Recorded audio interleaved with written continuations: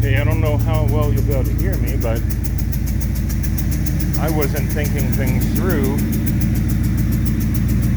Well, since I'm not driving anywhere or not moving, and there's no cooling fan on the actual water pump that's spinning, that's a mechanical fan,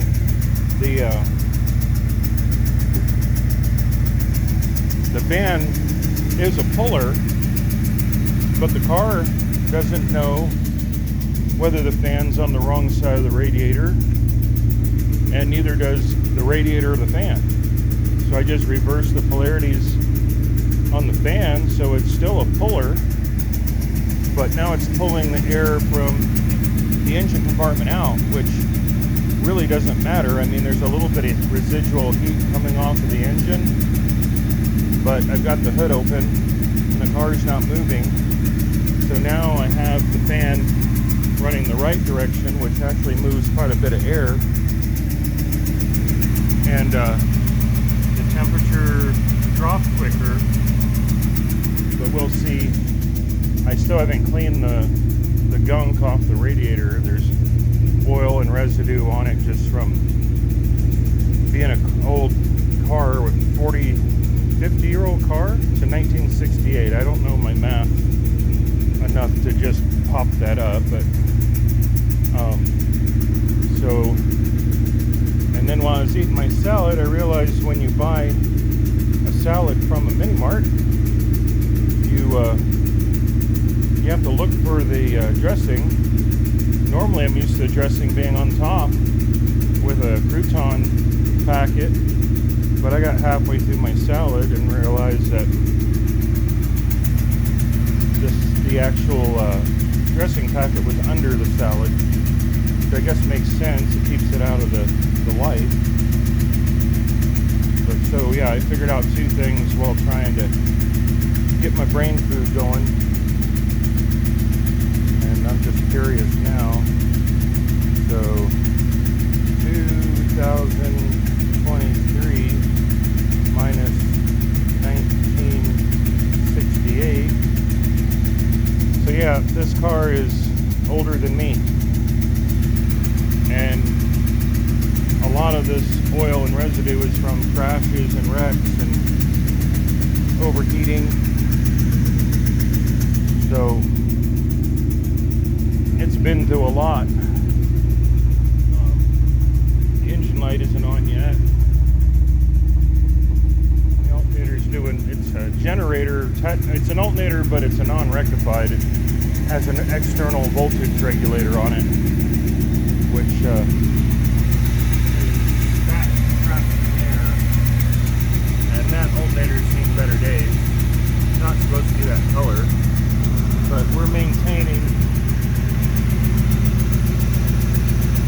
140. Once I turned the cooling fan around, I would turn on I cycled the ignition a couple times to see if the hot light would come on, and it shut off almost immediately after I turned the fan around, because I was letting it just cool while it's sitting. So I'm still going to need to put the fan on the back of the radiator closer to the engine, because then it'll pull unheated air from the outside into the engine compartment through the radiator, instead of now I'm pulling partially heated air from the engine compartment out the front. But it's cooler to the touch now already than when I tried to start it. And for some reason, I don't know if it's because the flex plate is worn out or bent, or it's just a weak flex plate. It might even have a crack in it, because I had a crash so hard when I was racing in Paris. I broke the nose cone completely off of the starter when I crashed, and the car would still start when it was really cold, but it would grind the flywheel if it was even remotely warm. Sometimes it would start, sometimes it wouldn't. So if I I broke the nose cone off of the starter, then I'd probably bent a part of the flywheel or cracked it. Hopefully I didn't crack it, because if it completely breaks, not only can I not start the car, but I can't even run it if I were to able to get it started, because then the flywheel would just be bouncing around the hub piece that's bolted to the back of the crank. Actually, no, it wouldn't. It would be connected to the torque converter still, but it would still cause some mayhem. So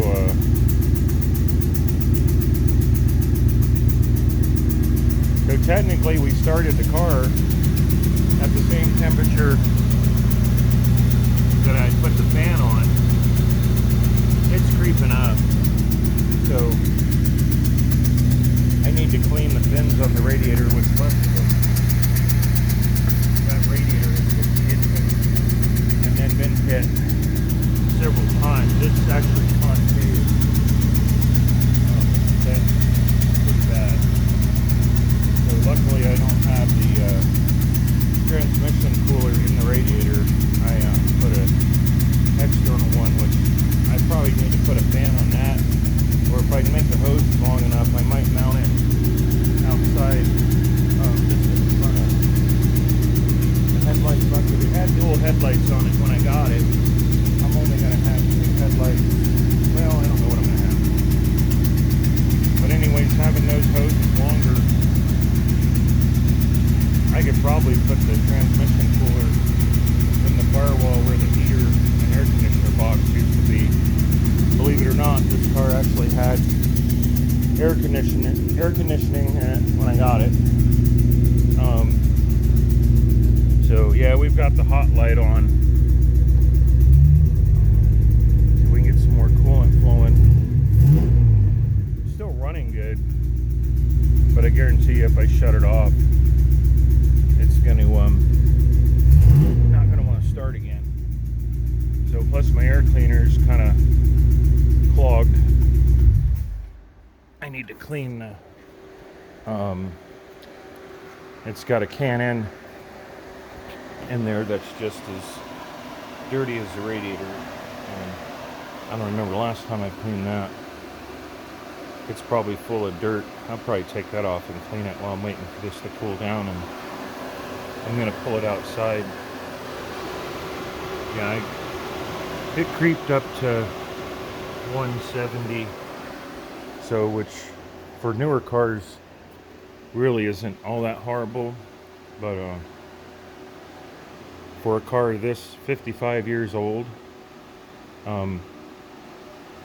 it's literally half a century, more than half a century old, and everything's pretty much original on it, except the transmission had been replaced before I got it. I had to put a new starter on it. I've had this side of the engine on fire. I've melted all the wires and cooked all the fluid in the brake reservoir. And the water pump got changed by my buddy. And then I don't know how many, I can't count on both hands how many radiators have been in and out of this. This might only be about the 5th or 6th different radiator that's been in it, but it's definitely 5 or 6 radiators from the radiator that was in it when I bought it, because that one got destroyed pretty soon after I was racing it, so along with everything else. So, but she's got really big tires on the back, which isn't going to help for the cooling, because when I drive around at events, it's kind of like a parade for the most part. You're just idling around, and this thing has highway gears in the back with an automatic C4 transmission or C6, and now it's got 33-inch tires on it, and so it's almost like driving around in second gear when it's in first. This car with this size motor, which is a 390, for you leader buffs, that's a 6.4, which is the same as like I guess a Hellcat. It's a Hellcat is a 392. This is a 390. Liters are a little bit more forgiving on when the numbers change, but it's definitely double the motor. Well, I wouldn't say double the displacement, but it's probably double the horsepower. Well, no, it's worn out. My other Mad Max car has a 4.6, and this is 6.4, and I'm not going to do the calculations again. But of course, you can imagine that's a lot more cubic inches, but the 4.6 is fuel injected, and it only has about 115, 120,000 miles on it, 150 tops. And I have no idea how many miles this car has on it. And the 2008 is less than half the age of this. Well, this car is 55 years old. That car is the 40th anniversary edition of this car. So, whatever. I'll have to eat more salad to be able to figure that out. But yeah, this car is going to need some help to keep cool.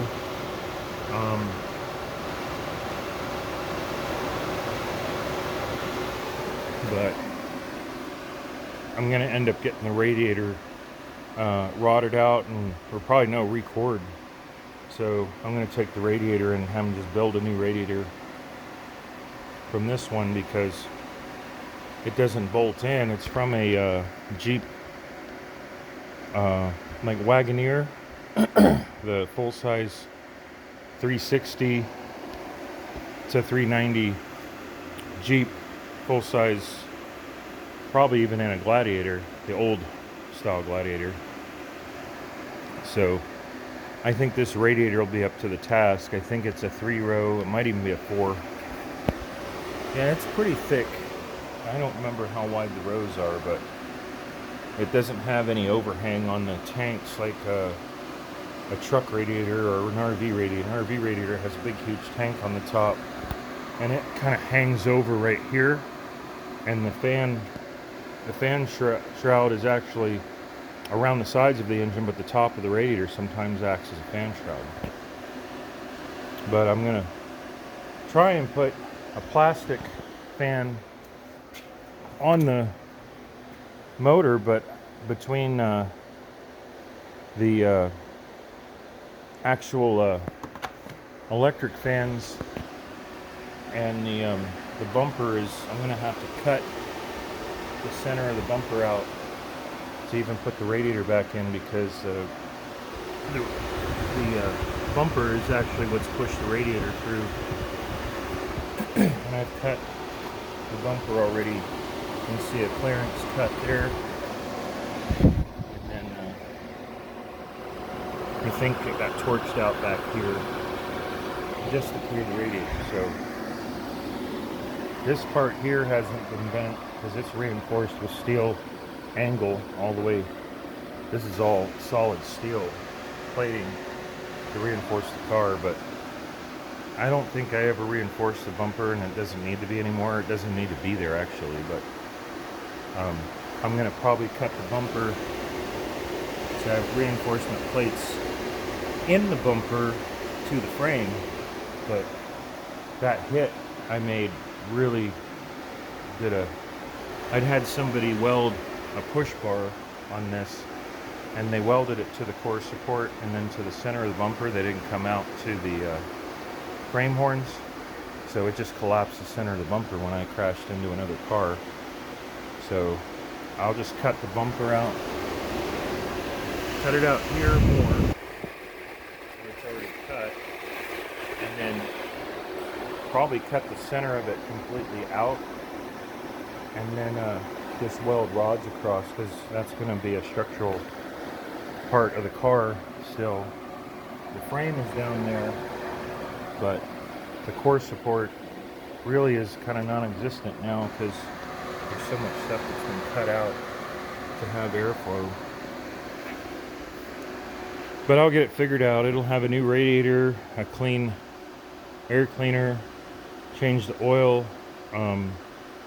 It'll have fresh coolant, 2 cooling fans at the least, And if I can put a flex fan in there too, so I can just run that while I'm going down the road.